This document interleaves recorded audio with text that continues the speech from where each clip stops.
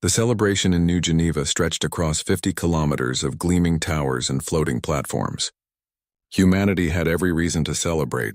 50 years had passed since the Galactic Council made first contact with Earth, and those 50 years had transformed human civilization beyond recognition. Children born today would never know a world without faster-than-light travel, without alien friends walking beside them in the streets, without the endless possibilities that came from joining the greater galactic community.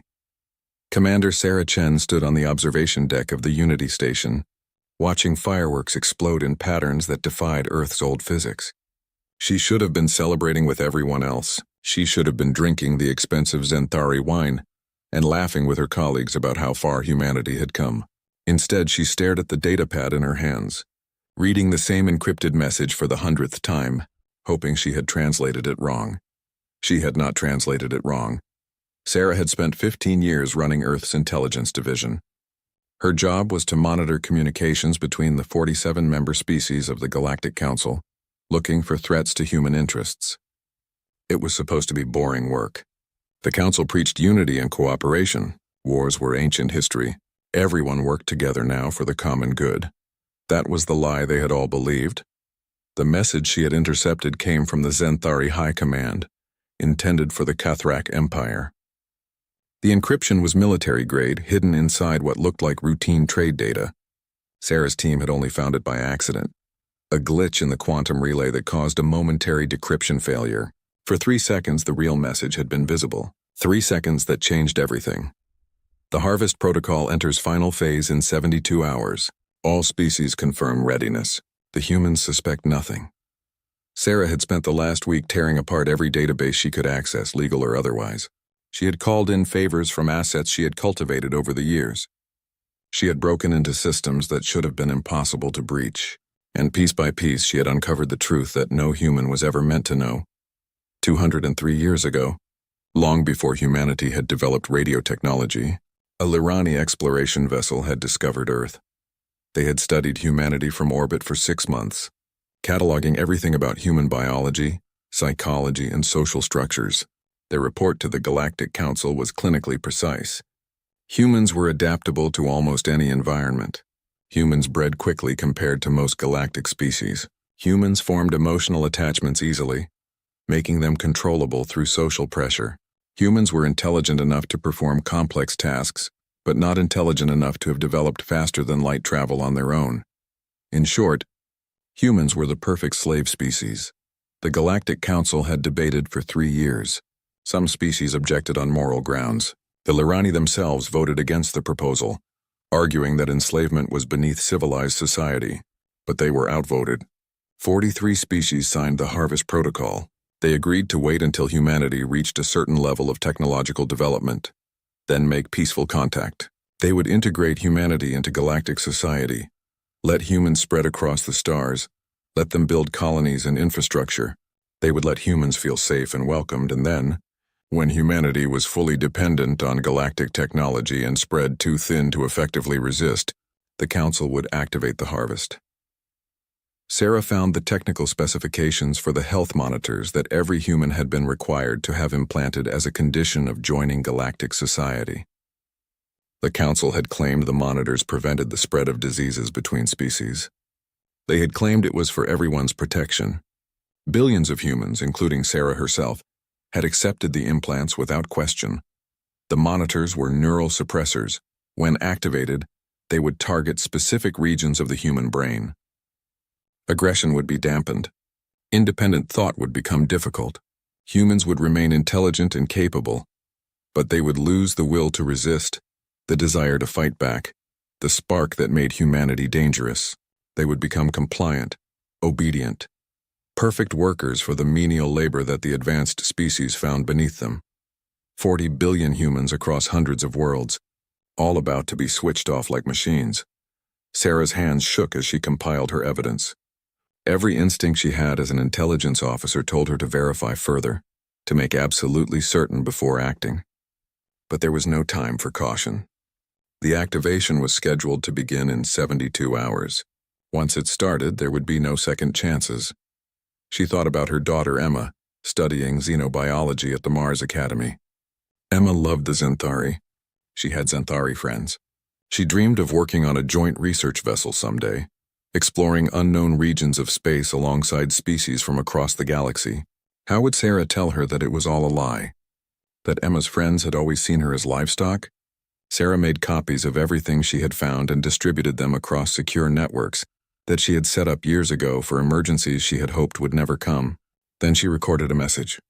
Her voice was steady as she spoke, though her heart hammered in her chest. She explained the harvest protocol. She showed the evidence. She revealed the truth about the implants. And then she gave the order that would change human history forever. All Earth Defense Force units, all colonial militias, all independent captains and crews, activate Contingency Omega. We are at war with the Galactic Council. We have been at war since the moment they made contact. We just did not know it yet. She uploaded the message to every communication network humanity had. Within minutes, it would reach every human in the solar system. Within hours, it would reach the furthest colonies. There would be panic. There would be chaos. Some would refuse to believe it. But Sarah had included all the evidence, and humans were good at recognizing patterns once they knew what to look for. The implants were designed to activate simultaneously across all human populations. The Council wanted to switch off humanity's will to resist all at once, before anyone could warn the others. But Sarah had just warned everyone. 40 billion humans now knew what was coming. They had 72 hours to prepare, except the Council had been monitoring human communications. They knew within minutes that their secret was exposed, and they moved up their timeline. Sarah felt it begin as a pressure behind her eyes. The implant in her skull, dormant for 15 years, suddenly activated. Neural signals flooded her brain, trying to suppress her fear, her anger, her will to fight. She gasped and fell to her knees, clutching her head. Around her, other humans on the Unity station did the same. Screams echoed through the corridors as billions of implants activated simultaneously across human space. But something went wrong with the harvest protocol. Human brains were not like other species. Humans had evolved as persistence hunters, chasing prey for days until the prey collapsed from exhaustion. Humans had survived ice ages and plagues and wars that should have destroyed them. Human neuroplasticity, the brain's ability to rewire itself in response to damage, was unprecedented in the galaxy. The Council had studied humanity for 2 centuries, but they had not understood this fundamental truth about human neurology. The implants tried to suppress aggression and independent thought. Instead, they triggered something primal. Sarah felt rage unlike anything she had ever experienced. It was not the hot anger of a moment. It was cold, calculating fury that burned through the neural suppression like acid through paper. Her vision cleared. Her thoughts sharpened. Around her, other humans were rising to their feet, their eyes hard and clear. The implants had failed. Worse than failed. Instead of making humans compliant, the clumsy attempt at neural manipulation had stripped away every civilized restraint. Humanity had spent 50 years playing nice with the galactic community, suppressing the violent instincts that had carried them to the top of Earth's food chain. The Council had just reminded 40 billion humans exactly what they were capable of. Sarah stood and walked to the communication console. Blood ran from her nose where the implant activation had caused some minor damage, but she ignored it. She opened a channel to Earth Defense Command and spoke 4 words that would echo across human space. Release the war fleets. For 15 years, humanity had been building ships in the dark spaces between stars, far from Council monitoring. For 15 years, human scientists had been reverse engineering every piece of alien technology they could access, quietly improving on designs that the Council thought were secret. For 15 years, humanity had been preparing for the day when the galaxy's true intentions became clear. Sarah had hoped that day would never come. She had hoped the conspiracy theorists were wrong, that her own paranoia was unfounded, that the Council truly wanted peace. But intelligence officers did not survive by hoping for the best. They survived by preparing for the worst. The worst had arrived. On Earth, the Secretary General received Sarah's full report within 10 minutes of the activation attempt. She read it once, verified the sources, and then addressed humanity through every available channel. Her voice was calm but carried an edge of steel that made billions of humans stop what they were doing and listen. Citizens of Earth and all human colonies, the Galactic Council has attempted to enslave our species. They have failed. Humanity is many things, but we are not. We have never been and we will never be slaves. Every species on the Galactic Council voted to harvest us. Every species knew. Every species agreed. They smiled to our faces while planning to put chains on our children. This cannot stand. This will not stand. Humanity is now in a state of total war with all Council species. We will accept nothing less than complete surrender or complete destruction of those who sought to enslave us. They wanted workers. They are going to get warriors. They wanted to own us. They are going to learn what humans do to slavers. The message spread across human space like wildfire. On Mars, military units surrounded the Xanthari embassy and arrested every alien inside. On Europa Station, human workers walked off their jobs simultaneously, leaving critical infrastructure in alien hands unmanned. On the colony worlds, humans who had lived peacefully alongside alien neighbors for decades now looked at those neighbors with new eyes. Those aliens had known. All of them had known. The Xanthari ambassador to Earth sent a desperate message to the Council homeworlds. His voice shook as he spoke. They know. The humans know everything. The implants did not work. Request immediate military support. The humans are not becoming compliant. They are becoming something else. Something terrible. But it was too late for warnings. Too late for military support. Too late for anything except what was coming. 10,000 light-years from Earth, the Galactic Council convened an emergency session in their Grand Sanctuary Station. The station was supposed to be impregnable, protected by technology that made faster-than-light weapons impossible to use inside its shields. 147 representatives from 47 species gathered in the Great Hall, their voices raised in argument and recrimination. Grand Archon Velthor of the Kithrak Empire called for order. His massive form towered over the other delegates as he spoke. The humans have discovered the protocol earlier than anticipated. This is inconvenient but not catastrophic. They possess no faster-than-light weapons. They cannot reach this station. We have mobilized our fleets. Human space will be locked down within one standard cycle. Yes, they will fight. Yes, we will take casualties. But they are one species against 47. The mathematics are clear. A Lairani delegate stood, her crystalline features reflecting the hall's lights. We warned you this would happen. We told you the humans were too dangerous to enslave. You should have left them alone. Velthor's laugh was a rumbling growl. Your species voted against the protocol out of sentimentality, not wisdom. The humans are angry children locked in a nursery. Let them scream and break their toys. When they exhaust themselves, we will do what we should have done from the beginning. They wanted to be equals. They will learn their place. The debate continued for hours. None of them noticed the faint shimmer in space near the station's outer perimeter. None of them detected the 6 human warships that emerged from quantum space directly inside the sanctuary's defensive shields. Using technology the Council did not know humanity possessed. The human ships did not broadcast warnings or demands. They simply opened fire. The sanctuary station's shields could stop external attacks. They were not designed to stop attacks from inside. Plasma cannons tore through the station's hull. Kinetic penetrators shredded critical systems. And then the human ships released boarding parties. Sarah had wanted to lead the assault herself, but the military command had refused. She was too valuable as the intelligence director.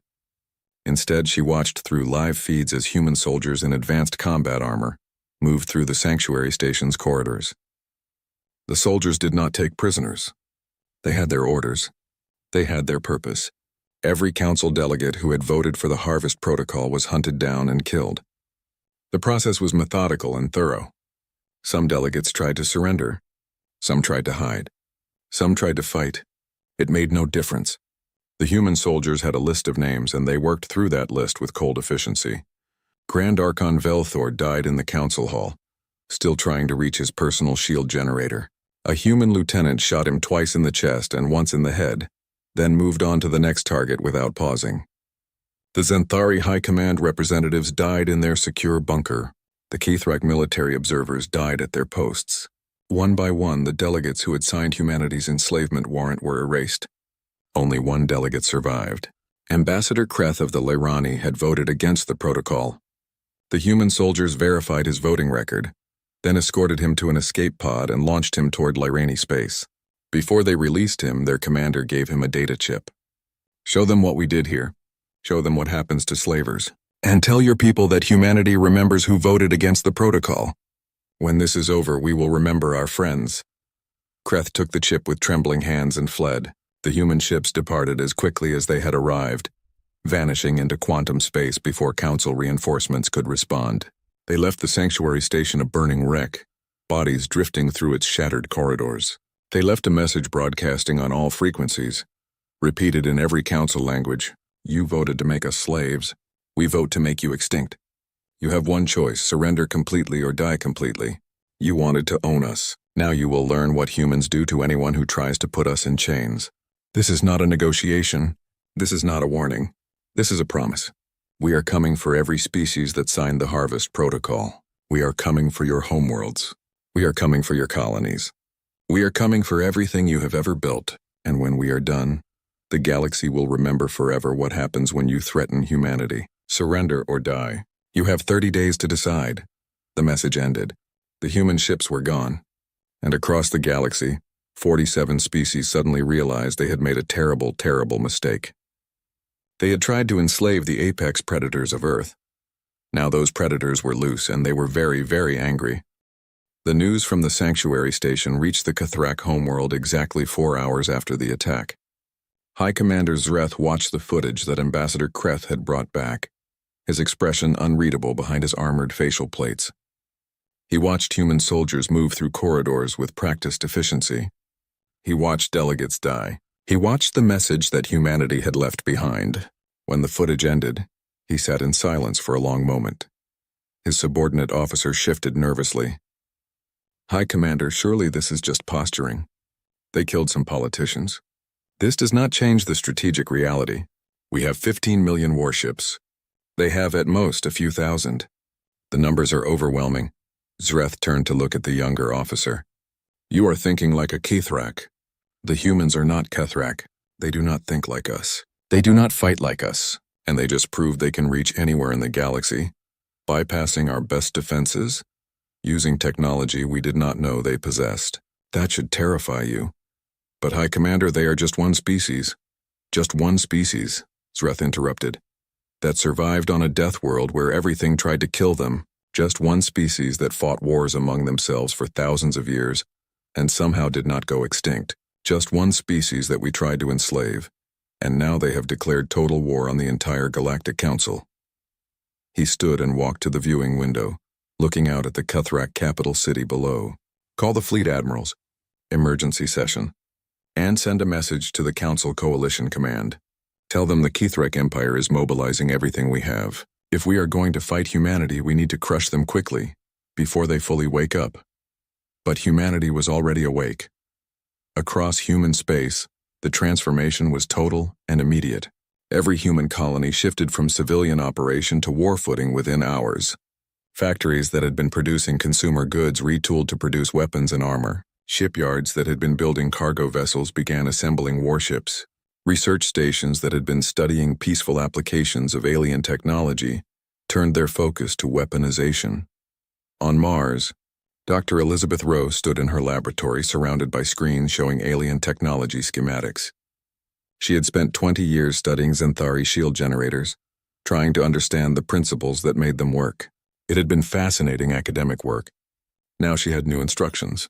Find the weaknesses, find ways to break them, find ways to turn them into weapons. She had discovered something interesting. Xanthari shields operated on a specific frequency that remained constant across their entire fleet. It made their shields incredibly efficient and easy to maintain. It also meant that if you knew the frequency, you could create a resonance cascade that would cause the shields to collapse. Not just one shield, every shield within range. Elizabeth sent her findings to Earth Defense Command with a note. This will work on every Xanthari ship in their fleet simultaneously. Use it wisely. Similar breakthroughs were happening across every human research facility. The alien species had been generous with their technology over the past 50 years, never imagining that humans were studying it, not just to use it, but to understand it completely. Now that understanding was being weaponized. Shield frequencies, engine vulnerabilities, weapon system exploits, communication protocols that could be hijacked. Humans had cataloged everything, and now they were turning that knowledge into an arsenal. The transformation was not just technological, it was social and psychological. Humans who had lived peacefully with alien neighbors suddenly saw those neighbors as enemies. not because the individual aliens had done anything wrong, but because they represented species that had voted to enslave humanity. Every Xanthari shopkeeper, every Kithrak engineer, every alien who had walked human streets and smiled human smiles had known the truth. They had known and said nothing. On Europa Station, tensions exploded into violence. A human worker confronted a Xanthari supervisor who had been his friend for 5 years. "Did you know? When you invited my family to dinner, when you celebrated my daughter's birthday, when we talked about our dreams for the future, did you know?" The Xanthari's silence was answer enough. The human struck without thinking, without hesitation. Other humans joined in. Within minutes, every alien on Europa Station was either dead or fleeing for their lives. Similar incidents erupted across human space. The Galactic Council species had spent 50 years building relationships with humans, never understanding that those relationships were based on a lie. When the lie was revealed, the relationships shattered like glass. Sarah Chen watched the violence reports coming in from across human space with a heavy heart. This was what war did. It took normal people and turned them into killers. It took a peaceful society and transformed it into something cold and hard, but there was no stopping it now. The Council had started this. Humanity would finish it. She reviewed the strategic situation with her command staff.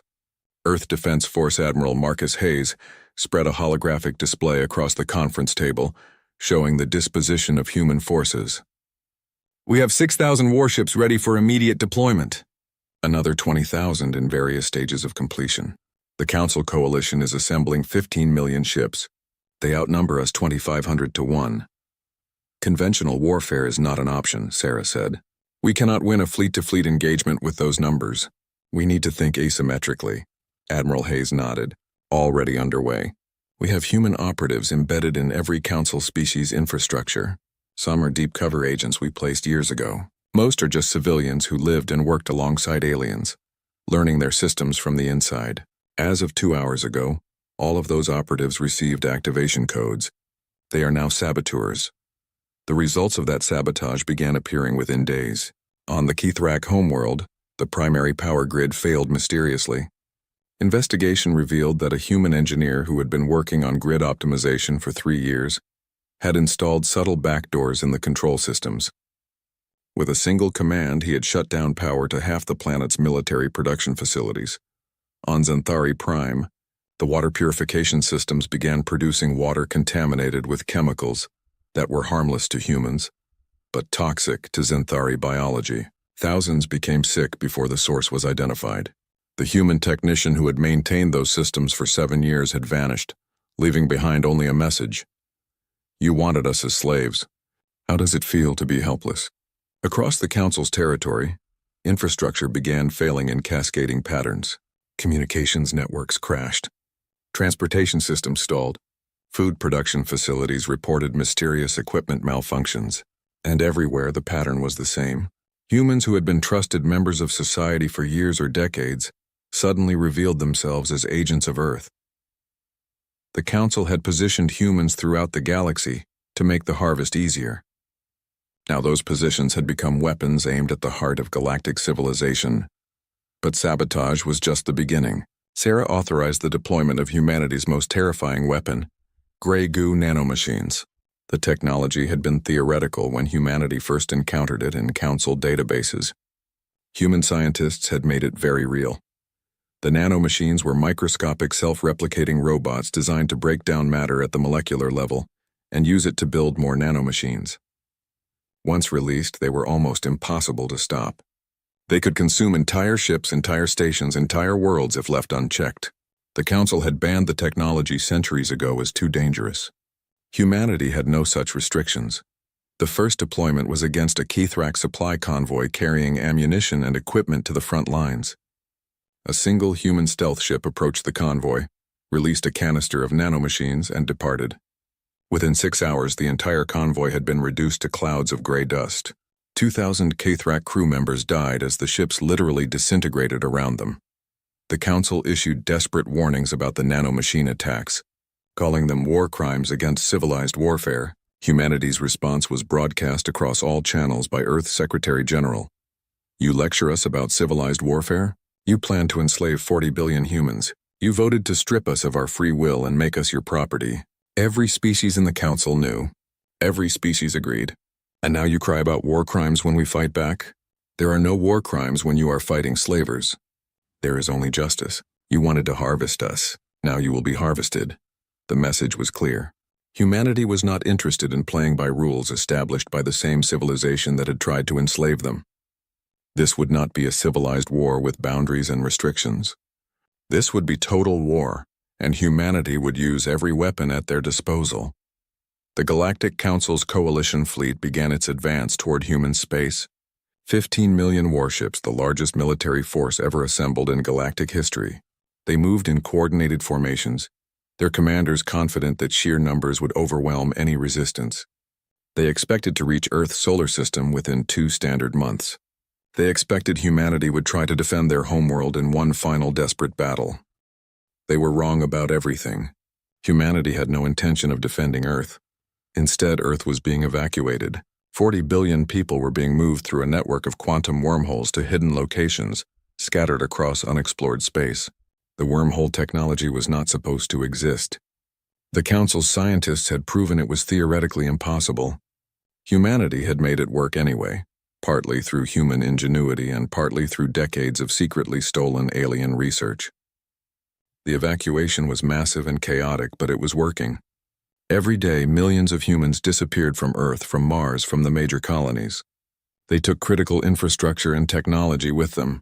They left behind cities and structures, but those were just buildings. The people, the knowledge, the will to fight, all of that was being preserved. Admiral Hayes stood on the bridge of his flagship, watching the last transport ships depart from Earth orbit. All personnel evacuated, Admiral. Earth is empty except for automated systems. Good, Hayes said quietly. Activate the final protocols. Let us show them what happens when you threaten humanity's home.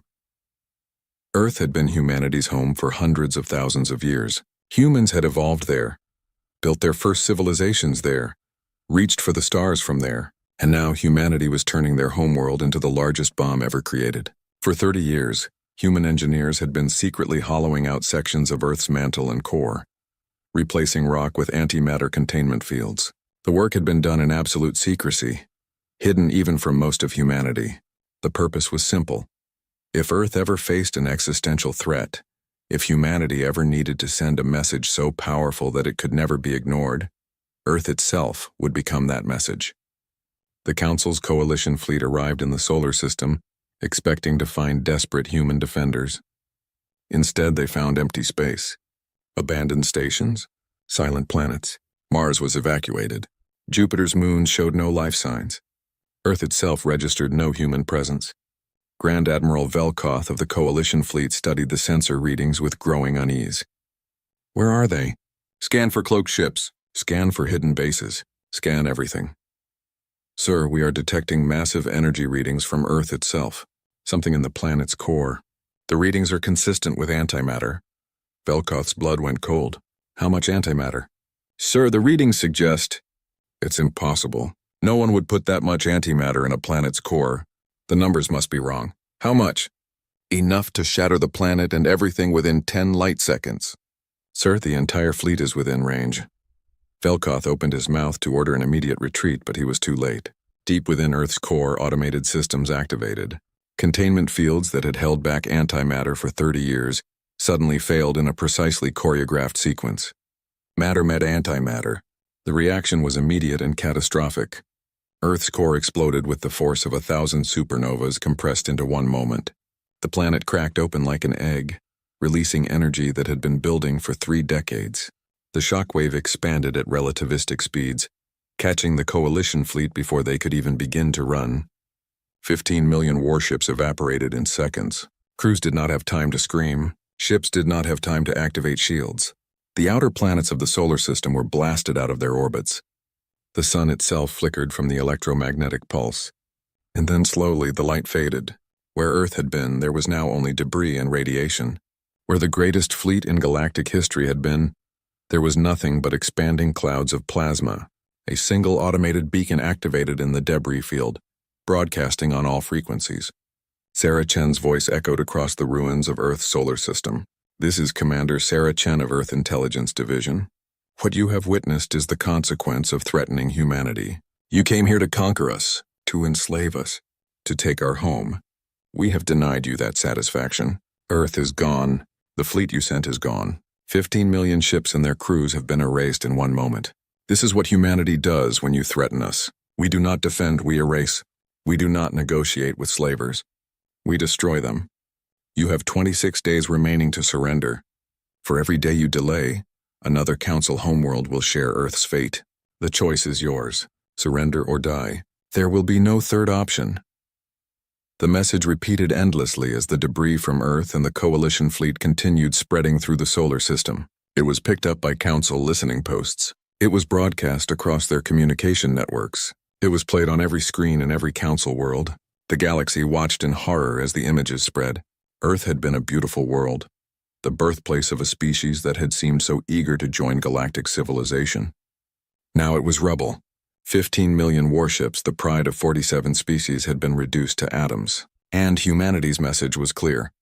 We would rather destroy ourselves than let you enslave us. And if you continue this war, we will destroy you too. On the Kithrak homeworld, High Commander Zreth watched the footage in silence. His subordinate officer, the same one who had dismissed humanity's capabilities earlier, stood trembling beside him. High Commander, they destroyed their own homeworld. They sacrificed their own planet just to kill our fleet. What kind of species does that? Zreth continued staring at the screen, watching Earth's death over and over again. When he finally spoke, his voice was quiet but carried an edge of something that might have been fear. A species that will win this war, he said, because they are willing to lose everything to do it. The Erasure Doctrine was released exactly 12 hours after Earth's destruction. It was not a long document.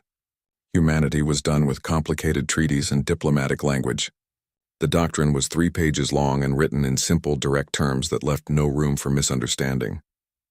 Sarah Chen had written it herself, and every word was chosen to be absolutely clear. Every species that had signed the Harvest Protocol would face one choice: complete unconditional surrender or complete extinction. Complete surrender meant disbanding all military forces. It meant opening all government databases to human inspection. It meant accepting human occupation of key infrastructure. It meant trials for every government official who had participated in planning humanity's enslavement. It meant accepting whatever penalties humanity decided were appropriate.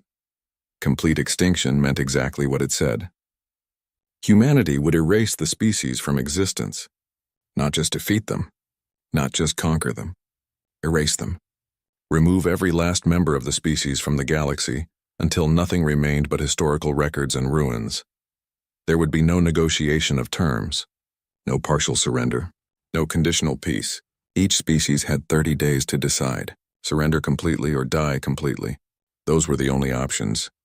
The doctrine ended with a statement that would become infamous across the galaxy. We are not interested in conquest. We are not interested in resources. We are not interested in territory. We are only interested in justice. You voted to enslave us. Now you will pay the price for that vote. This is not revenge. This is proportional response to attempted genocide. You tried to kill humanity as a free species. We will kill those who tried to kill us. This is the only justice that matters. The galactic reaction was immediate and divided. 23 species requested emergency meetings to discuss surrender terms. They were told there were no terms to discuss. Surrender or die. Humanity would not waste time arguing about details. 14 species began evacuating their homeworlds, trying to flee to other galaxies where humanity might not follow. They were wrong about that too. Humanity had spent 50 years learning galactic geography. They knew where every council species had colonies. They knew the routes ships would take to flee. And they were faster than any council species had imagined possible. 10 species, led by the Kithrak Empire and the Zenthari Confederation, refused to even consider surrender. They issued defiant statements declaring that they would fight to the last ship. They called humanity's bluff, convinced that no species would actually follow through on total genocide. They believed that humans were still fundamentally decent, that the destruction of Earth was an emotional response that humanity would regret once their anger cooled. They were about to learn just how wrong they were. The Kithrak had proposed the Harvest Protocol originally, 200 years ago.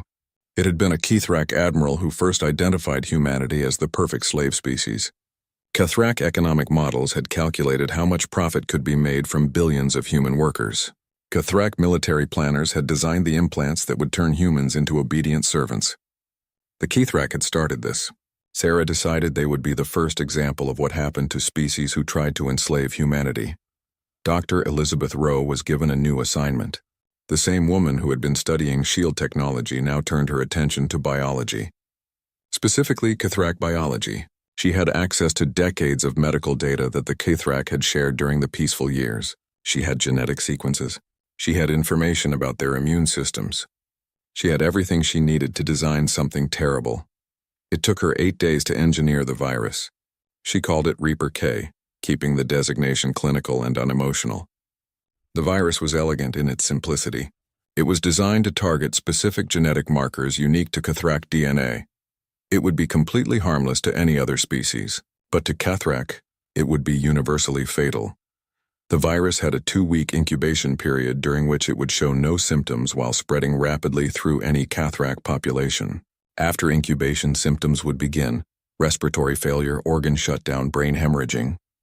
Death would follow within 72 hours of symptom onset. There was no cure because the virus rewrote itself constantly, adapting faster than any treatment could be developed. Elizabeth delivered the virus to Sarah without ceremony. This will work. Once released into their population, every Kithrak in the galaxy will be dead within 6 weeks. All 90 billion of them. Sarah held the container with both hands, feeling the weight of it. Such a small thing to carry genocide. You understand what this is? What we are about to do? Yes, Elizabeth said quietly. We are going to exterminate an entire species. They were going to do worse to us. They voted to strip away our free will, our humanity, everything that makes us who we are. That is a fate worse than death. They chose to be slavers. Now they pay the slaver's price. Sarah loaded the virus into a dozen autonomous drones. The drones were programmed to disperse Reaper K into the atmosphere of every Kithrak world. Every station with significant Kithrak populations. Every ship in their fleet. The drones were undetectable using Council technology. They would complete their mission before anyone knew they existed. She authorized the deployment. The drones launched, and Sarah felt nothing except cold satisfaction. The Kithrak did not notice anything wrong at first. The drones dispersed the virus silently across their worlds. Kithrak citizens went about their daily lives unaware that they were already dead. 2 weeks passed. The virus spread through their population with ruthless efficiency. Every Kithrak who came in contact with an infected individual became infected themselves. The virus traveled on their breath, on their touch, in their very presence. On day 15, the first symptoms appeared. A Kithrak worker on one of their industrial worlds began coughing. Then another. Then thousands. Within hours, every hospital on the planet was overwhelmed. Within a day, Kithrak on other worlds began showing symptoms. The pattern was the same everywhere: sudden onset, rapid progression, and inevitable death. Kithrak doctors worked desperately to find a cure. They analyzed the virus and realized what they were facing. This was not a natural disease. This was a weapon designed specifically to kill Kithrak and nothing else. It was a targeted extinction event. High Commander Zareth received the reports in his command center. He listened as medical officials explained that they had no cure, no treatment, no way to stop the virus. He listened as population estimates were revised downward. 90 billion Kithrak, then 80 billion as deaths mounted, then 70 billion. He opened a communication channel to Sarah Chen. Her face appeared on his screen, calm and composed. Commander Chen, you have released a biological weapon on my people. This is a war crime by any definition. You plan to enslave 40 billion humans, Sarah replied evenly. You designed neural implants to strip away our free will. You wanted to reduce us to property. And you dare talk to me about war crimes? No, High Commander.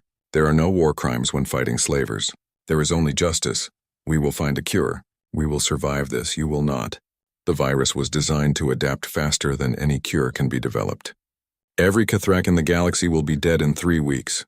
Your species voted to end humanity's freedom. Humanity has voted to end your species. This is proportional response. My people had families, children, innocents who never voted for anything. Sarah's expression hardened. So did we. Every human you planned to enslave had families, had children, had dreams and hopes and futures you wanted to take away. Where was your mercy then? Where was your concern for innocence when you planned to turn our children into slaves? You started this war. We are finishing it. Zreth tried to speak, but his voice failed. The cough had started in his throat. He looked down at his hands and saw the first signs of hemorrhaging. He was infected. They all were. 21 days, Sarah said softly. That is how long it took from release to complete extinction. 90 billion Kithrak are gone. The Council has 21 days remaining to surrender. For every day you delay, we will select another species. The choice is yours. She closed the connection. Zreth sat alone in his command center, feeling his body beginning to fail. Around him, his homeworld was dying. Across the galaxy, every Kithrak world was experiencing the same collapse. No cure would be found. No escape would be possible. The Kithrak had been the second oldest species in the Council, with a civilization spanning 12,000 years. In 3 weeks, they were extinct.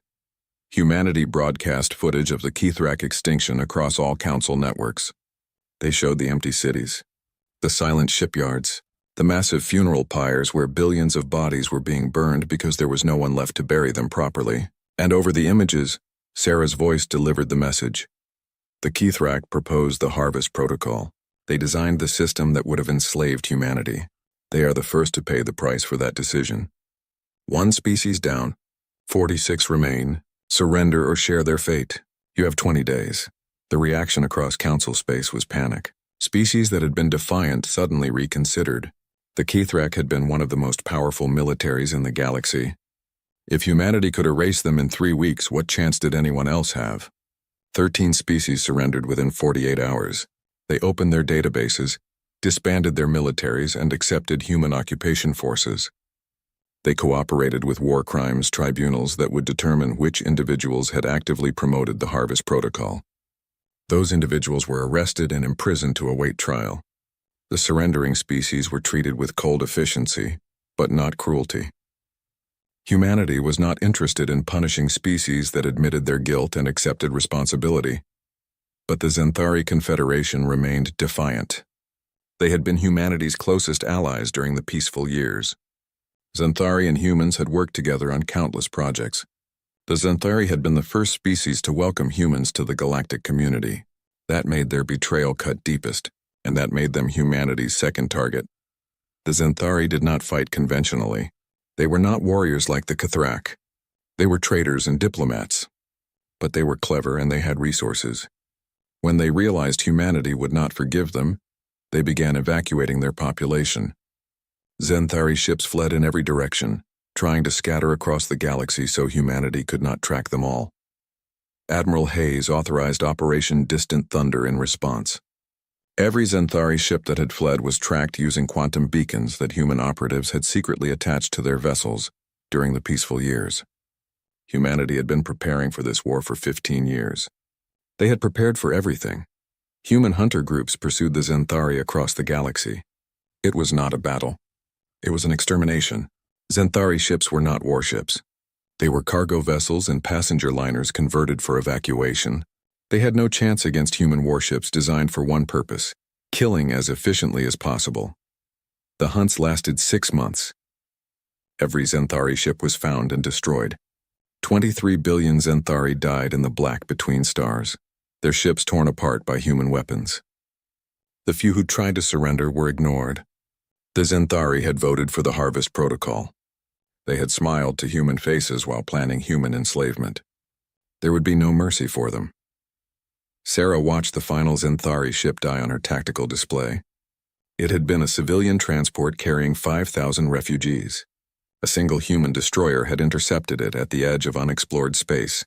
The Zenthari captain had broadcast desperate pleas for mercy, claiming they had children aboard, claiming they had never supported the Harvest Protocol personally. The destroyer's captain had responded with 4 words: "You voted for slavery." Then the destroyer had opened fire. Sarah felt something crack inside her as she watched. These were not soldiers. These were civilians. Yes, their government had voted to enslave humanity. Yes, their species had participated in the plot. But did every single Zenthari deserve death? Did the children aboard that ship deserve to die for their government's crimes? She pushed the thoughts away. This was war. This was justice. This was what happened when you tried to enslave humanity. You did not get to cry about collateral damage after you planned to strip away the free will of 40 billion humans. You did not get to appeal to mercy when you showed none. But the thoughts kept coming back. Late at night, in the quiet moments between strategic planning sessions, Sarah would think about the Zenthari children. She would think about the Cuthrak families dying from Reaper K. She would think about Earth, destroyed to kill an enemy fleet. She would think about what humanity was becoming. 14 more species surrendered after the Zenthari extinction. The Council was fracturing. Species that had been allies for centuries now looked at each other with suspicion. Some blamed the Cuthrak for proposing the Harvest Protocol. Some blamed the Zenthari for supporting it.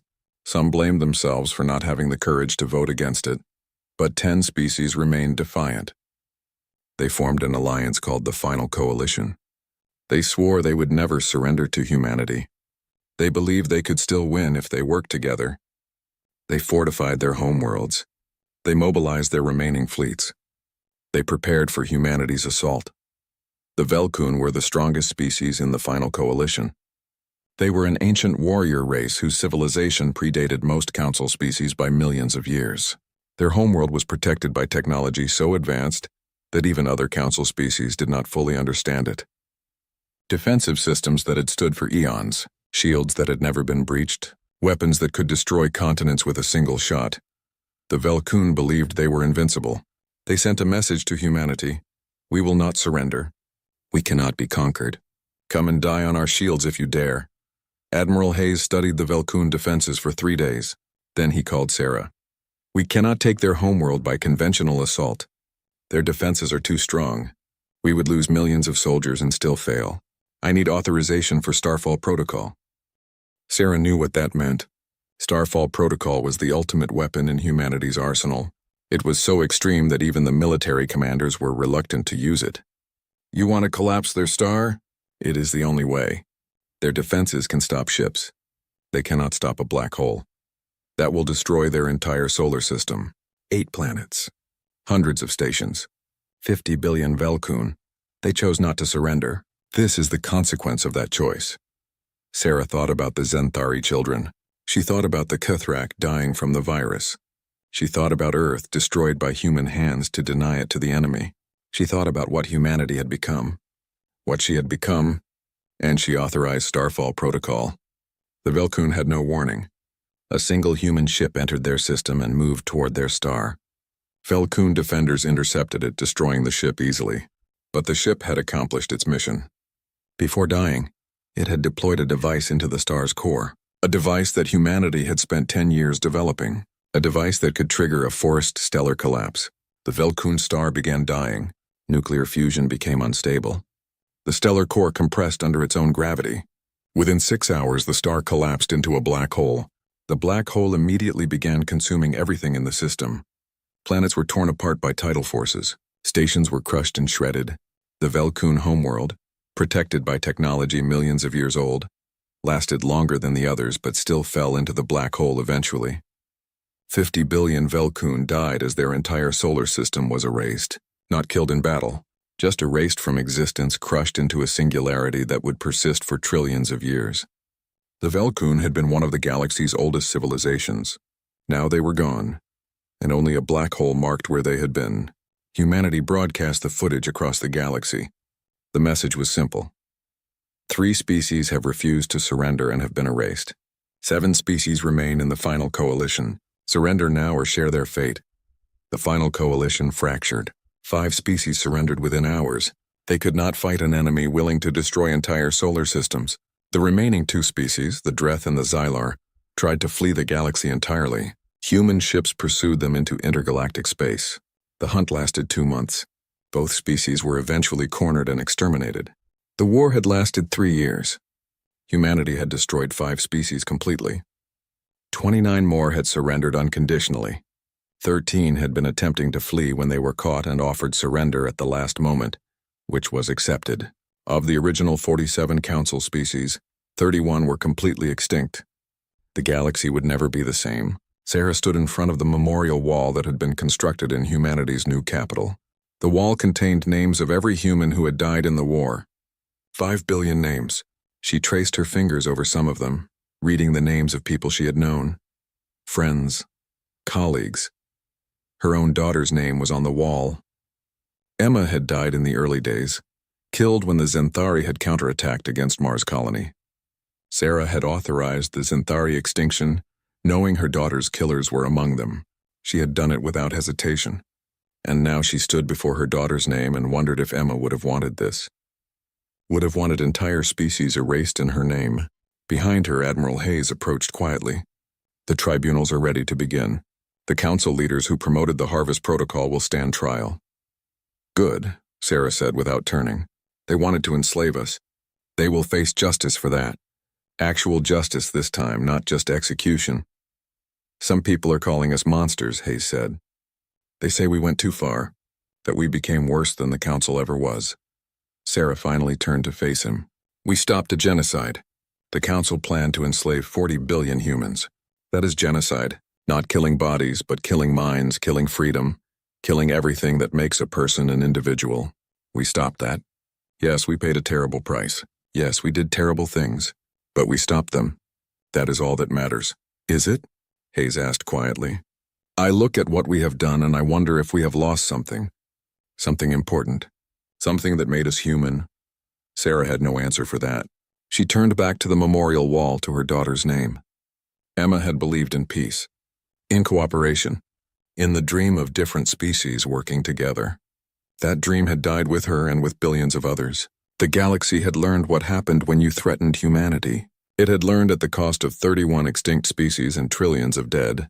Humanity had won. But Hayes was right. They had lost something in the winning, something that could never be recovered. Ambassador Kreth of the Lirani stood before the Human Council in the new capital, his crystalline form reflecting the harsh lights of the chamber. He was one of the few alien representatives still allowed to move freely in human space. His species had voted against the Harvest Protocol. That vote had saved them from extinction, but it had not saved them from witnessing what humanity had become. I come with a message from the 16 surviving council species, Kreth said, his voice carrying the musical tones of his language translated into human speech. We beg you to stop. 31 species have been destroyed. The galaxy is broken. There is no more council, no more threat to humanity. The war is over. Please, let it end. Sarah Chen sat at the center of the council chamber, looking older than her years. 3 years of total war had aged everyone who survived it. The war is not over until every species that voted for our enslavement has faced justice. There are still trials to complete, still individuals who planned the Harvest Protocol who have not been found. You hunt them across the galaxy like animals, Kreth said, and there was anger in his voice now. You have destroyed civilizations for the crimes of their leaders. You have become the very thing you fought against. We became what we needed to become to survive, Sarah replied. If that makes us monsters, then so be it. At least we are free monsters, not slaves. Kreth was silent for a moment. Then he spoke more softly. I knew your daughter, Commander Chen. Emma and I worked together on the Mars Xenobiology project. She spoke often about her hope for true peace between species. She believed that understanding and cooperation were possible. What would she think of what you have done in her name? Sarah's expression did not change, but her hands clenched the armrests of her chair hard enough that her knuckles went white. My daughter is dead because the species she trusted, the species she worked alongside, the species she considered friends, were planning to enslave her all along. She died believing in a lie.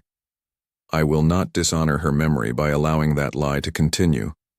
So you honor her by destroying the very peace she dreamed of? I honor her by ensuring no other child will ever face what she faced. No other species will ever again have the power to threaten humanity. That is the only peace that matters. Kreth bowed his head. He had known this meeting would accomplish nothing, but he had to try. Then I will deliver your message to my people. The hunts will continue. The trials will continue. The galaxy will remain broken until humanity decides it has had enough revenge. This is not revenge, Sarah said quietly. This is justice. There is a difference. Is there? Kreth asked. I wonder if you still know the difference, Commander. He left without waiting for a response. Sarah sat alone in the chamber after he departed, thinking about his words. Thinking about her daughter. Thinking about the 31 extinct species and the trillions of dead. Thinking about whether any of it had been worth it. The war crimes tribunals continued across human-controlled space. Council officials who had participated in planning the harvest protocol were brought before human judges. The trials were scrupulously fair, with evidence presented and defenses allowed. But the outcomes were rarely in doubt. The evidence was overwhelming. Most defendants were found guilty and sentenced to life imprisonment on harsh penal colonies established specifically for this purpose. But not everyone in humanity was satisfied with imprisonment. There was a growing movement calling for harsher punishments. They had suffered through 3 years of brutal war. They had lost Earth itself. They had watched 5 billion humans die. And now they were expected to simply lock up the people responsible and call it justice? Major groups began forming in human space. The largest was called the Final Solution Movement. Their message was simple. Every alien who had participated in planning human enslavement should be executed. Not imprisoned, executed. And every surviving species should be reduced to pre-industrial technology and confined to their homeworlds under permanent human monitoring. Never again should aliens have the capability to threaten humanity. The movement gained support rapidly, especially among veterans and those who had lost family in the war. Admiral Hayes himself became a vocal supporter. He argued that mercy toward enemies who had shown no mercy was foolishness. He argued that humanity had been too soft, too willing to accept surrender, too quick to stop the exterminations once species surrendered. Sarah found herself leading the opposite faction. She believed the war had gone far enough. She believed continued violence would only transform humanity into something unrecognizable, but she was losing support. The people were angry, traumatized, and they wanted blood. Simple imprisonment felt insufficient after everything they had suffered. The debate came to a head over what to do with the Draxian Imperium. The Draxians had surrendered early in the war and cooperated fully with human authorities. They had opened their databases, revealing exactly who in their government had voted for the Harvest Protocol. Those individuals had been arrested and tried. The Draxian population had been peaceful and compliant. But the Final Solution movement was not satisfied. They pointed out that the Draxian government had unanimously supported the Harvest Protocol. Every Draxian politician had voted yes. The population had supported their government. This made every Draxian complicit in attempted genocide.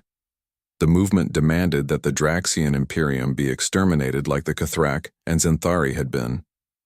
Sarah stood before the Human Council and argued against it.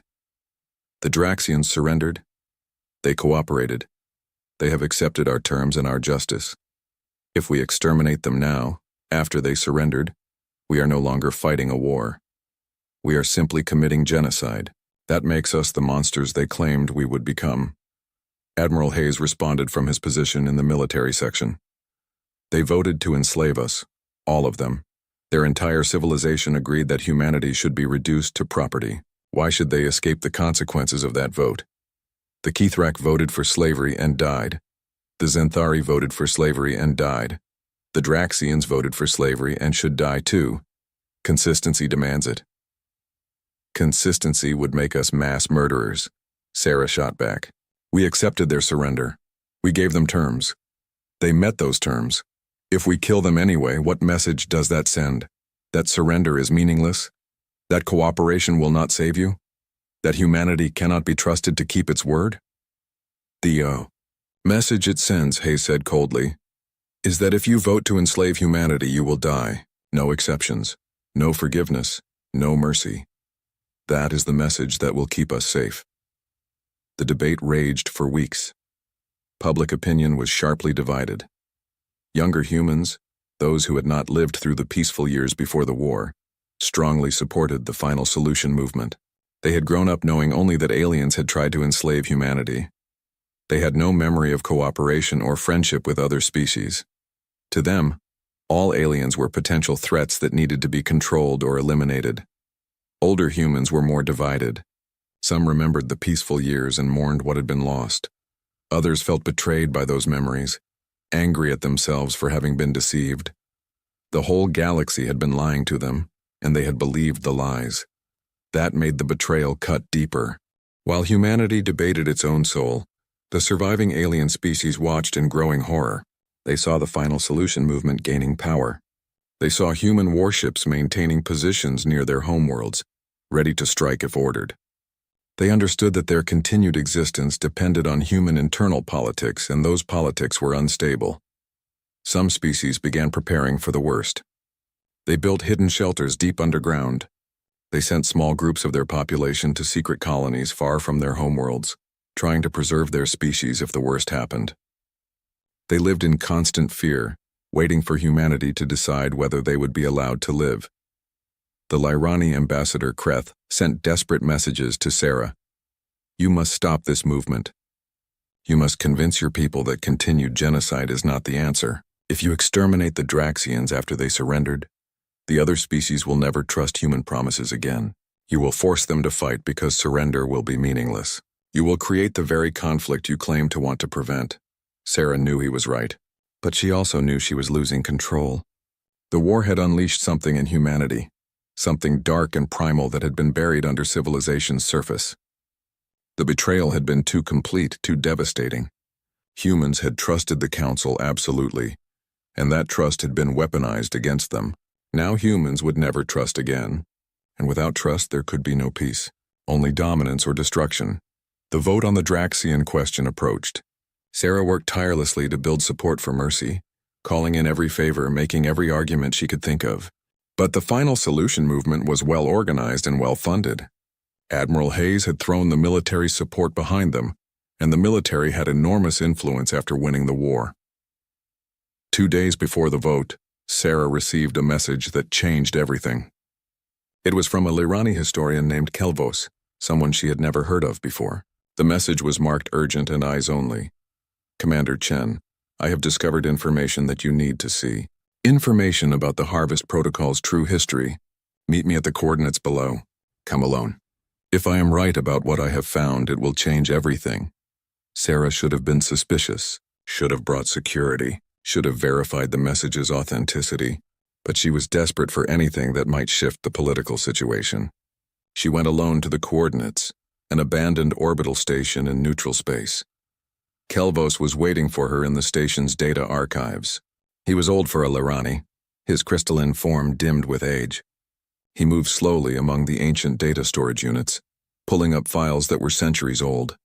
I have spent 3 years researching the Harvest Protocol's origins, Kelvos explained, trying to understand how the Council could have made such a decision. What I found disturbs me greatly. Commander Chen, not all species voted for the protocol willingly. He displayed a document on the screen. It was marked with Council security classifications that should have made it impossible to access. This is the original Council meeting minutes from 203 years ago, when the Harvest Protocol was proposed. The official record shows that 43 species voted yes with only 4 voting no. But this is the real record, the one that was sealed and hidden. Sarah read through the document, her expression growing darker with each line. The real record told a very different story. Only 12 species had actively supported the Harvest Protocol. They were the most powerful and militarily dominant species in the Council at the time: the Cathrak, Zenthari, Velkun, and 9 others. These 12 had not just proposed the protocol, they had threatened the other Council species. Any species that voted against the protocol would be expelled from the Council. They would lose access to trade routes. They would lose military protection. They would be isolated and vulnerable. For smaller, weaker species, this was a death sentence. They needed the Council to survive. So they voted yes, even though many of them opposed enslavement morally. The Draxians were among those coerced. Their internal government records, also included in Kelvos's files, showed heated debate. Many Draxian politicians had argued passionately against the protocol, but their military advisors had explained the reality. Vote yes or face expulsion and possible conquest by the species who wanted the protocol. The Draxians had chosen survival. They had voted yes. 8 species were coerced into voting yes, Kelvos explained. Another 17 went along because they were afraid to stand against the dominant powers. They did not actively support enslavement. They simply lacked the courage to resist. Only 12 species truly wanted to enslave humanity. You have already destroyed 9 of those 12. The other 3 surrendered early and their leaders are imprisoned. The species you are currently debating whether to exterminate were victims of the same coercion humanity faced. Sarah felt the weight of this information crushing down on her. Why are you showing me this? Why not release it publicly? Because I am afraid, Kelvos said simply. If I release this, some in the final solution movement will not care. They will say it does not matter, that the species voted yes regardless of their reasons, that they are still guilty, and I fear they may target my species in retaliation for revealing this information. You have the power to control how this information is used. I do not. Sarah studied the old historian for a long moment.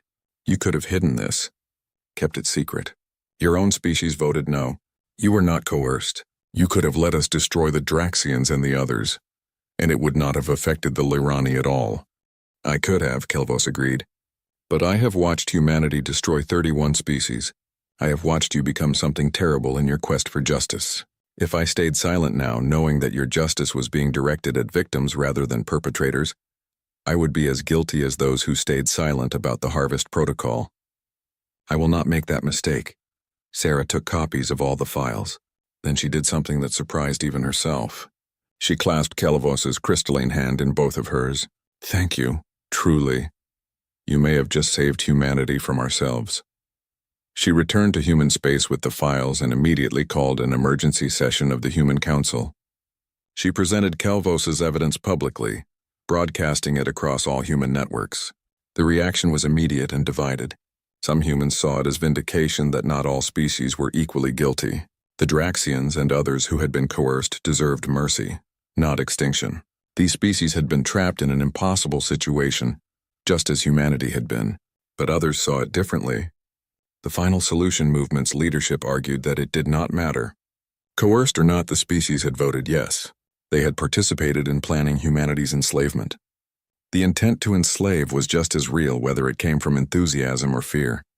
And fear of consequences was not an excuse for attempting genocide. Admiral Hayes stood before the council and made his position clear. They had a choice. They could have voted no and faced expulsion from the council. Yes, that would have been hard. Yes, they might have suffered. But they chose their own survival over our freedom. They chose to participate in our enslavement rather than stand on principle. That choice makes them guilty. Perhaps not as guilty as the Kithrak or Zinthari, but guilty nonetheless. Sarah countered him. If we execute species for lacking the courage to resist tyranny, what does that make us? They were afraid. They made the wrong choice out of fear. But making the wrong choice out of fear is not the same as making the wrong choice out of malice. There must be degrees of guilt. There must be room for mercy. Mercy for them means risk for us, Hayes replied. Every species we allow to survive is a potential future threat. Our children, our grandchildren, they will face the consequences if we show mercy now. And these species betray us again later. I will not gamble with humanity's future out of misplaced compassion. The debate consumed human space for months. Families divided over it. Friend turned against friends. The question of what justice meant, what humanity meant, what price was too high for security, all of it became a wound that tore through human civilization. And while humanity debated, the 16 surviving alien species waited in fear for a decision that would determine whether they lived or died. They had survived humanity's fury. Now they had to survive humanity's doubt about its own soul. The vote on the Draxian question finally came. The Human Council chamber was packed with observers. Sarah and Hayes had both made their final arguments. Now it came down to the vote. The results were close. 51% voted to spare the Draxians and other coerced species. 49% voted for their extinction. Humanity had decided on mercy by the narrowest of margins. The final solution movement did not accept the result. Admiral Hayes stood and addressed the council with barely controlled rage. You have made a mistake that our descendants will pay for. You have chosen the feelings of today over the safety of tomorrow. I will not be part of this. The military stands ready to protect humanity from all threats, foreign and domestic. If this council will not do what is necessary, perhaps it is time for new leadership. It was the closest thing to a threat of coup that had been spoken openly in human space. Security forces moved to intervene, but Hayes left the chamber peacefully, followed by a significant number of military officers. The split in humanity was now complete. There were those who believed the war should end, and those who believed it had not gone far enough. And the two sides were starting to look at each other as enemies. Sarah stood alone at the chamber's center after Hayes and his supporters left. She had won the vote.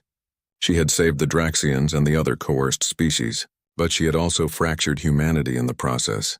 The unity that had carried them through 3 years of brutal war was breaking down, and she had no idea how to put it back together. The Civil War started with a single shot fired in orbit above New Geneva. A military cruiser loyal to Admiral Hayes refused to stand down when ordered by Council security forces. When security vessels moved to intercept, the cruiser opened fire. 3 security ships were destroyed in the opening salvo. The cruiser then broadcast a message across all military channels. The Council has betrayed humanity's security. The military will do what the politicians will not. Join us. 20% of the human military defected to Hayes within the first day. They called themselves the Purity Fleet, and their message was simple: finish what the war started. Exterminate the remaining alien species. Ensure humanity's absolute dominance of the galaxy. Never again trust anyone who was not human. Never again show mercy to those who had shown none. Sarah watched the defection reports coming in with a sinking feeling. She had known Hayes was angry. She had known the Final Solution movement was powerful. But she had not expected this. She had not expected humans to start killing other humans over the question of how many aliens to exterminate. The fighting was brief, but brutal. The Purity Fleet was outnumbered 3-1, but they had some of humanity's most experienced combat veterans. They had ships and weapons that had been designed to fight the Council's advanced technology. Using those weapons against other humans was devastatingly effective. The battle for New Geneva lasted 6 hours. The Council's security forces eventually prevailed, but at terrible cost. 5,000 humans died.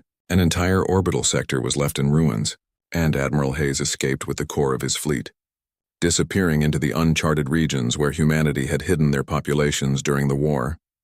Sarah addressed humanity from the rebuilt Council chamber. Behind her, through the windows, rescue crews were still searching the orbital wreckage for survivors. We have just fought our first battle against other humans since we united to face the Council's betrayal. Brothers and sisters have killed each other over the question of whether to show mercy to defeated enemies. This cannot continue. We cannot allow ourselves to fracture like this. She paused, gathering her thoughts. I understand the anger that drives the Purity Fleet. I share that anger. The Council species betrayed us in the worst way possible.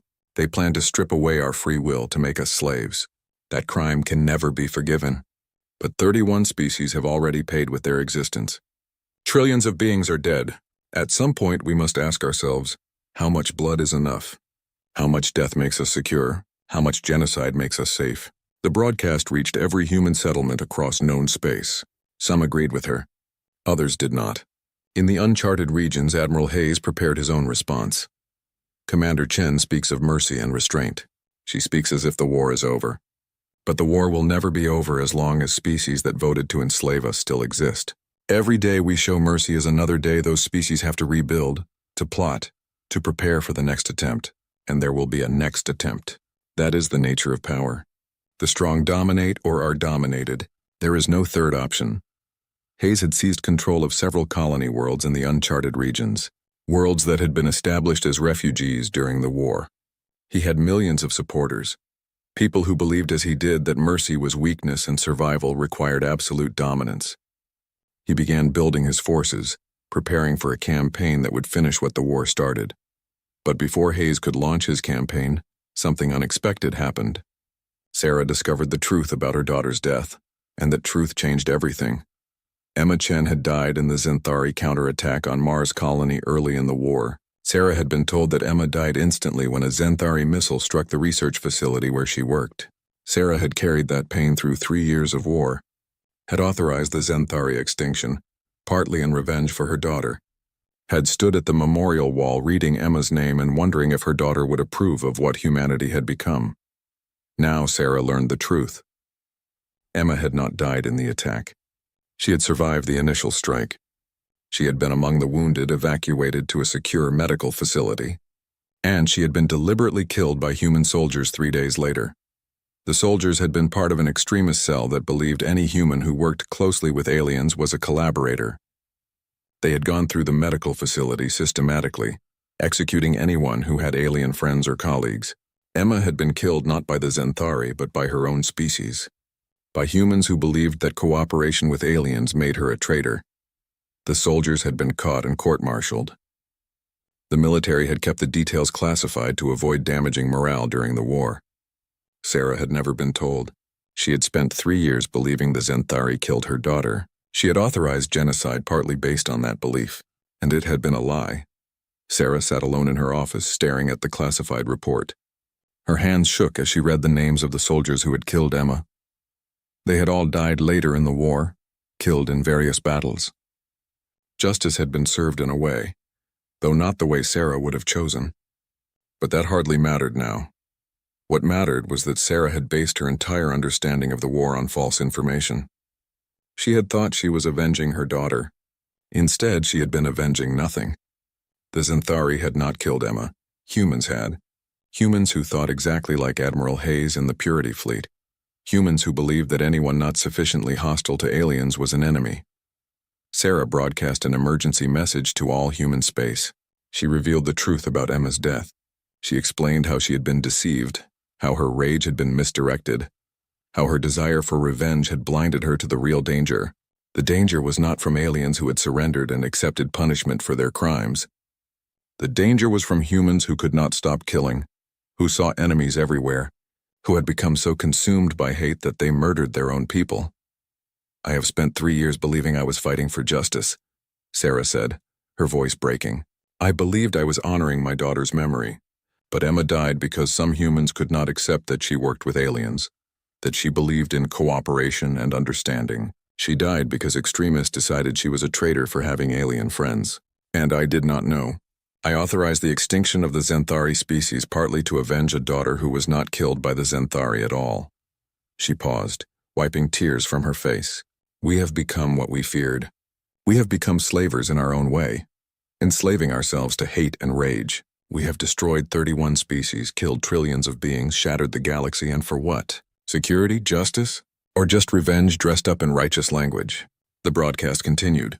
"Admiral Hayes and the Purity Fleet believe we must exterminate the remaining species to be safe. But we will never be safe as long as we are willing to kill anyone who disagrees with us. We will never be secure as long as we see enemies everywhere. We will never have peace as long as we cannot accept that the war is over. The species that truly wanted to enslave us are dead or imprisoned. The ones that remain were coerced, were afraid, were trapped. They surrendered. They cooperated. They accepted our justice. If we kill them anyway, we are not protecting humanity. We are destroying it." The reaction to Sarah's broadcast was immediate and explosive. Many humans, especially those who had lost family in the war, felt betrayed. They had believed they were fighting for Emma Chen's memory just as Sarah had been. Now they learned that Emma's death was more complicated, that the neat narrative of human good versus alien evil was not so neat after all. Others felt vindicated.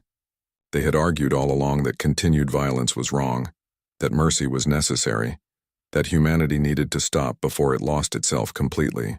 Sarah's revelation proved them right. But the most important reaction came from Admiral Hayes. He responded to Sarah's broadcast with one of his own. His voice was cold and controlled, showing none of the emotion that had driven him before. "Commander Chen's personal tragedy does not change the strategic reality. Her daughter was killed by extremists, yes, but those extremists existed because the aliens had betrayed us so completely that some humans could not distinguish between aliens and their collaborators. The real blame still lies with the council species who created this situation. If they had not planned to enslave us, none of this would have happened. Commander Chen wants us to show mercy because she feels guilt about her own actions. That is understandable. But it is also dangerous. We cannot allow personal guilt to dictate species survival strategy." Hayes continued. "I am recalling the Purity Fleet to negotiate a settlement with the council government. We have been fighting each other when we should be completing our mission. I propose a compromise. The species that were coerced will be spared extinction, but they will be reduced to pre-industrial technology and confined to their homeworlds under permanent monitoring. They will never again have the capability to threaten humanity. This is justice without genocide. This is security without mercy. This is what survival requires. Sarah wanted to refuse, wanted to reject any compromise with Hayes. But she was pragmatic enough to recognize reality. The Purity Fleet controlled significant military assets and had support from a large portion of the human population. Fighting a prolonged civil war would kill millions more humans and accomplish nothing. And Hayes's proposal, while harsh, was not genocide. The alien species would survive even if in diminished form. The negotiations took 3 months. Sarah and Hayes met face to face for the first time since the Civil War began. They sat across from each other in a neutral station, both flanked by advisors and security, both exhausted from years of conflict. "I did not want this," Hayes said without preamble. "I wanted to serve humanity, to protect us. Everything I have done has been for that purpose." "I know," Sarah replied. "I wanted the same thing. We just disagree about what protection means. You think I am a monster, someone who went too far, who became the enemy we were fighting. Sometimes I think we are both monsters. We destroyed 31 species, killed trillions, shattered the galaxy. That is not something normal people do, Marcus. That is not something good people do." Hayes was quiet for a long moment. "My family was on Earth when it was destroyed. My wife, my children, my grandchildren. They evacuated, but one of the transports was damaged. It could not make the quantum jump. They were still in the solar system when Earth detonated. The shockwave destroyed their transport. Everyone aboard died. So when you talk about the price we have paid, I know exactly what it cost." Sarah had not known. She looked at Hayes with new understanding. They had both lost children to this war. They had both made decisions based on that loss. They had both tried to make the pain mean something by turning it into purpose. "I am sorry," Sarah said quietly. "I did not know. It does not change anything. But I want you to understand why I cannot stop. Why I will never stop. Because if we show weakness now, if we let our enemies survive strong enough to threaten us again, then my family died for nothing. Your daughter died for nothing. All of it was meaningless. I cannot accept that. But Marcus, at some point we have to stop. At some point the killing has to end.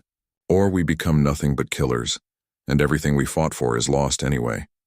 They negotiated for weeks, neither willing to compromise completely. Both knowing that failure would mean more human deaths in a civil war neither wanted. Finally, they reached an agreement. The 16 surviving species would not be exterminated. They would be allowed to keep their populations and their cultures. But their technology would be restricted to pre-industrial levels. They would be confined to their homeworlds with human monitoring stations in orbit. Any attempt to develop advanced technology would be met with immediate intervention. The restrictions would remain in place for 100 years, at which point humanity would reassess based on behavior and compliance. It was not the mercy Sarah wanted to show. It was not the complete dominance Hayes wanted to impose. It was a compromise that left neither side happy, but that both could accept. The agreement was presented to the surviving alien species. They had no real choice but to accept. The alternative was extermination, or continued human civil war that might end with the extremists winning. They agreed to the terms.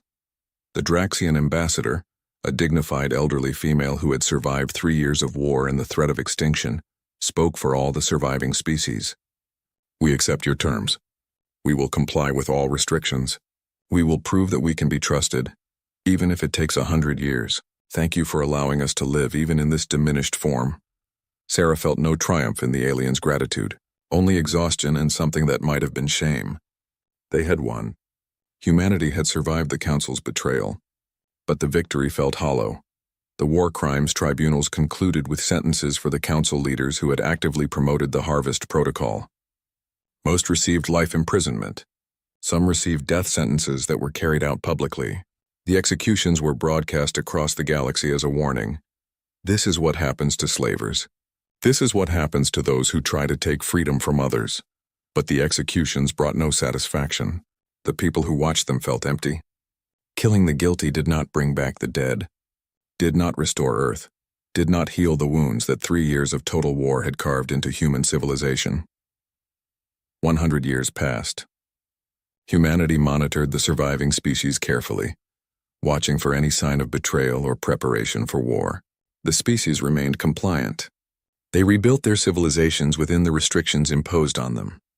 They did not love humanity, but they respected human power and human willingness to use that power without restraint.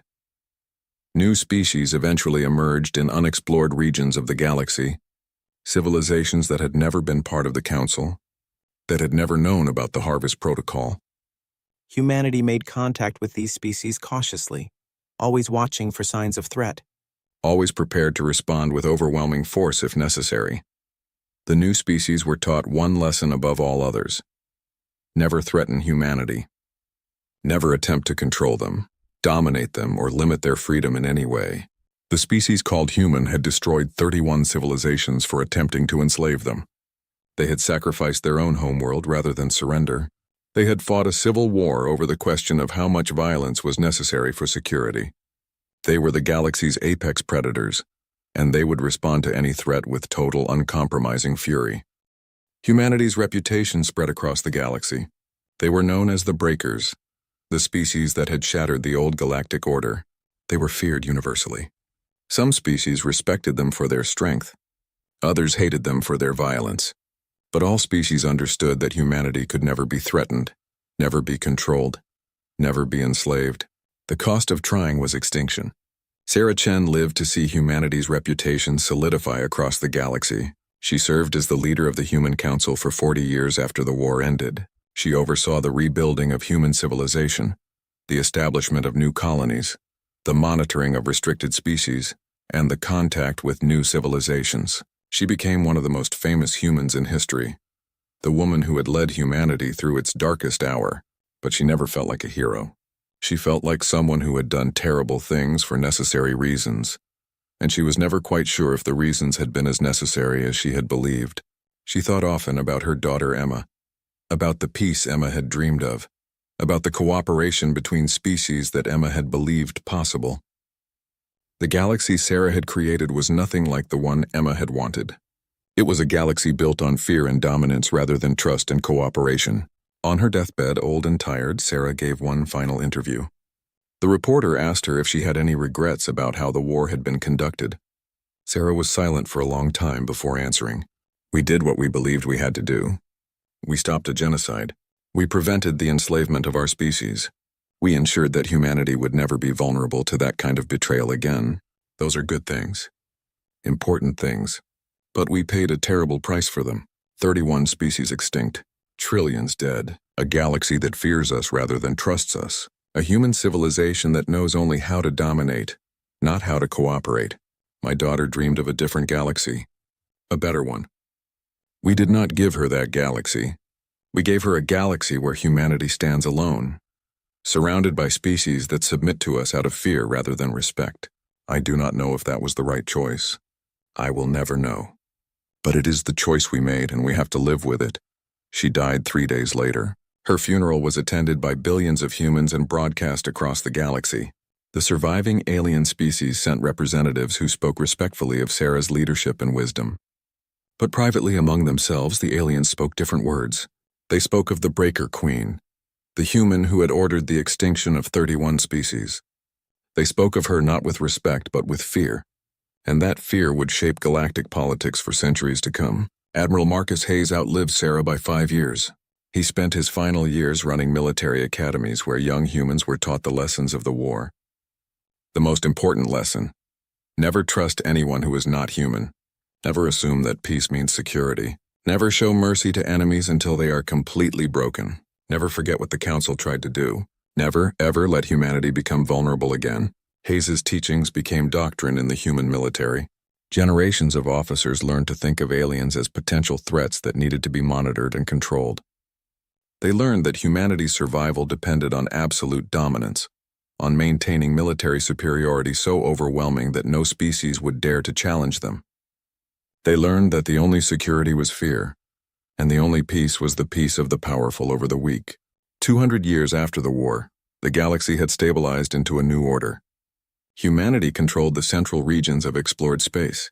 The 16 restricted species remained on their homeworlds, slowly rebuilding within their limits. New species that emerged were carefully integrated into a galactic system that was fundamentally different from the old Council. There was no pretense of equality. No fiction of cooperation between equals. Humanity was dominant, and everyone else accepted that dominance because the alternative was extinction.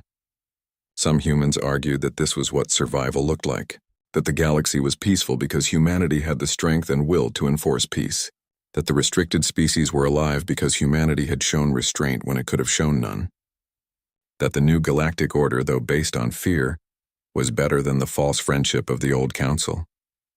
Others argued that humanity had lost something essential in the war, that the willingness to commit genocide even against species trying to enslave them had changed humanity fundamentally, that a civilization built on domination and fear could never be truly at peace, would always need enemies to justify its power, would always be one crisis away from another round of extinctions, that Emma Chen's dream of real cooperation between species had been sacrificed on the altar of security.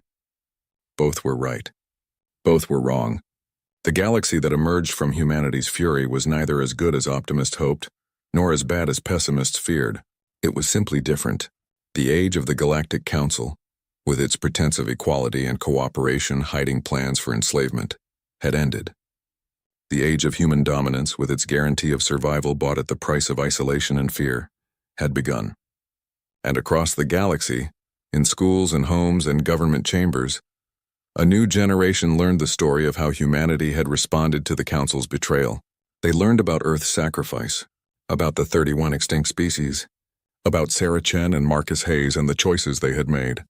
They learned about the Harvest Protocol and the fury it unleashed. And they learned the lesson that would define galactic civilization for millennia. Never, ever threaten humanity. They had proven they would rather die free than live as slaves. They had proven they would sacrifice their own homeworld to deny it to enemies. They had proven they would commit genocide rather than accept enslavement. They were the breakers, the species that had shattered the galaxy and rebuilt it in their own image. Some called them saviors. Some called them monsters. Most called them both, because humanity had saved itself by becoming something terrible, something that would haunt the galaxy's nightmares for generations. They had won their freedom and their survival, but they had paid for it with their innocence, their trust, and their dreams of true peace. And in the end, that was the real price of fury. Not the species they destroyed, but the species they became.